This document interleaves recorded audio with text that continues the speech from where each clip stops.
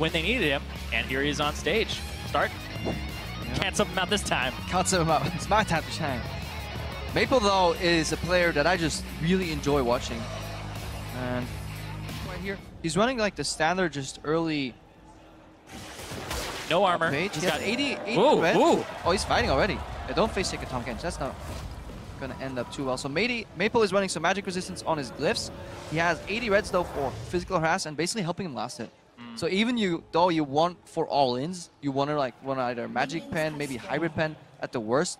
Probably not anymore since the quality changed. But you definitely you value having the comfort knowing that you can last it just a little bit better, especially with the annoying turrets if you run some 80 reds. What's he have masteries-wise? Let me check real quick. He is running Thunderlords as expected on the Syndra. Okay. 1 point meditation, 2 points in vampirism. Yeah, Green Fighter's gift is actually pretty good as well, so it does reward you for playing in the brushes if you're playing like these Thunderlords champions. Because nobody wants to run Bandit. And then there's a pretty weird page here on the side of Bengi. He has everything. He has like 5 AP, 72 to health, some magic resistance, attack speed, and magic pen. He really is like jack of all trades, master of none. But let's look into the actual gameplay. We see Maple always hiding behind the creeps and just Q trading. Ugh, Bengi's just taking so much damage. He's going through those flash charges right now. And he's not getting any poke in to really use the corrupting part of the corrupting potion. He's like, he needs to back up. Maple's about to hit level 2.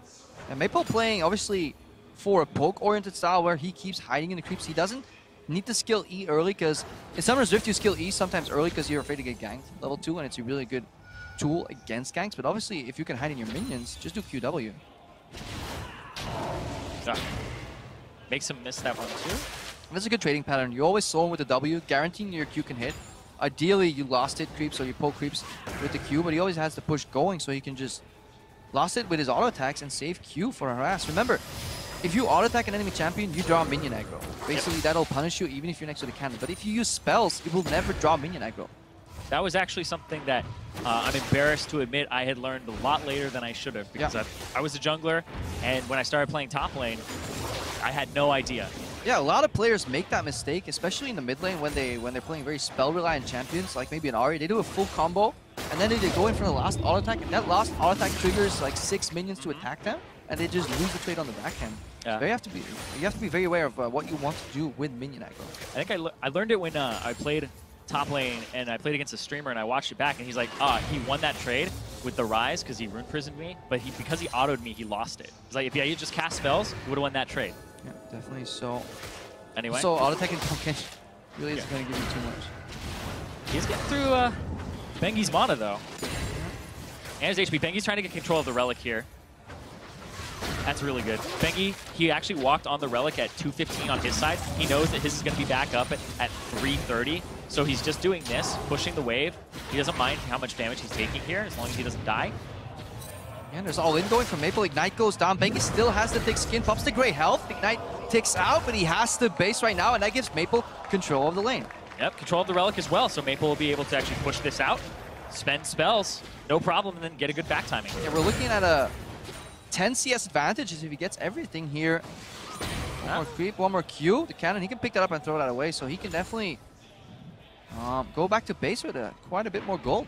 Yeah, I'm trying to think what Bengi's angle is here now, because he purchased a Doran's Ring, sold it, went for the shield, and then went for the Fairy Charm as well. Maybe he sees that Maple is doing quite a few auto attacks in between, wants to negate that with the Doran's Shield. I think he just wants some mana regen, so he can maybe win a sustain war against Maple. Yeah, he definitely wanted that because mono was being a problem for him.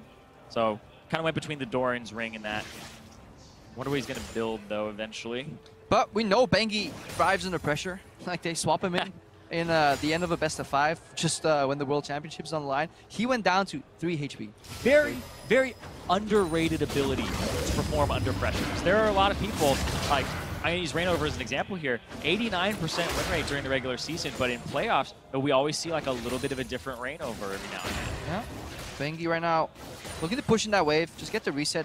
Forcing Sinnoh to CS on the tower is probably like the only way to guarantee that she maybe loses some CS, because otherwise it's so easy for her to CS. But probably WQ combo right now is strong enough to clear out the entire back wave, which means Maple's just going to sit on that 6 CS advantage right now.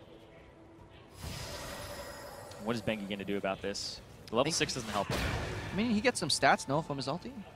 tanky stats to kind of negate the all-in. Going for the zone, but look at how little this is doing. This is great. Sidesteps W, forces point blank E, which means Maple is being gated in the mana department, which means Bengi can actually start playing up more and more, and now use that zone to deny CS here. Cannon creep denied. So that's exactly what he wants to do. He wants to get back in time for his cannon. He goes in with the snowball. Needs another. Almost got that other hit on him. Maple's out of mana. Yeah, he can't actually cast the ultimate. And the wave is frozen, so Bengi obviously gonna regen. If he get 2 shrines, he actually doesn't cast the base, because these guys based on 33 PS. Oh, good cancel.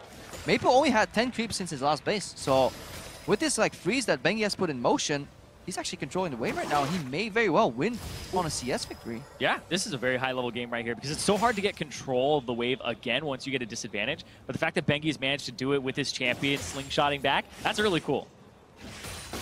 Now, just push in and reset anyways, because he wants to back. Definitely will have a bit more gold. There's a couple components for Maple, but Maple's style will probably have to shift into an all-in oriented style. Well, if you play a sustained war against this Tahm Kench that now has health regen and mana regen, I don't really see you winning, especially since it costs you so Maple. much. Wrong order. Misses with his E and then sweeps. Yeah.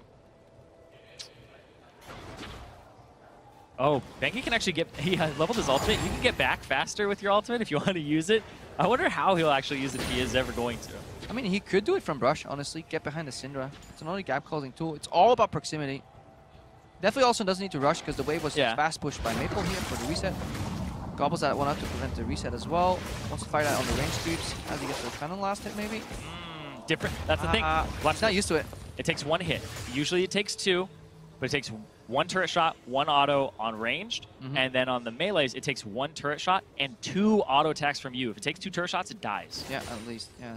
Because it's borderline 50% damage on the melees here. Again, Bengi going for zone. He wants to deny some CS from Maple. Threaten him to go for the relic. Pick it up, pick it up. Nice at the Qs, that's good. Just get rid of the mana, that's what he's looking for right now. Damaging his mana pool, forcing him to pick it up. Staying in the bush as well to make sure that he doesn't take minion aggro. Lost chapter finish though on Maple, that's really important. And, yeah, exactly. So when he levels up, he'll end up getting a little bit more. Great job there. Bengi with the snowball to the left as well. Yeah, he got a little flustered here. Good ignite, Maple really controlling this. If he gets Bengi's going close. Gobble, gobble. Oh! It's over. That snowball to the left. Very questionable. Maybe he thought he still had barrier and then hit it. Because he hadn't used snowball the entire game before that. I think he just misclicked, honestly. Yeah. Probably smart casting.